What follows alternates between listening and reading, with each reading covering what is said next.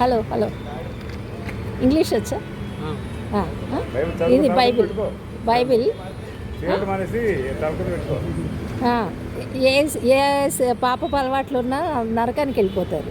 యేసుక్రీస్తు ప్రభు మన కోసం మన పాపాలను క్షమించడానికి ఈ లోకంలోకి వచ్చాడు. యేసుక్రీస్తు రక్తం ద్వారా మన పాప క్షమాపణ.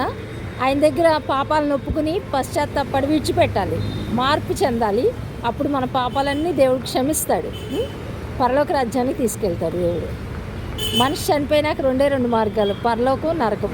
యేసుక్రీస్తు ద్వారా పరలోకానికి వెళ్ళగలుగుతాం, లేదంటే నిత్య నరకం అనమాట. బైబిల్ చదువుకోండి, దేవుడు మాట్లాడతాడు. ఓకేనా? చర్చికి కూడా వెళ్ళొచ్చు. క్రిస్టియనేనా? మరి క్రిస్టియన్ అయ్యి ఉండి సిగరెట్లు కాలకూడదు కదా.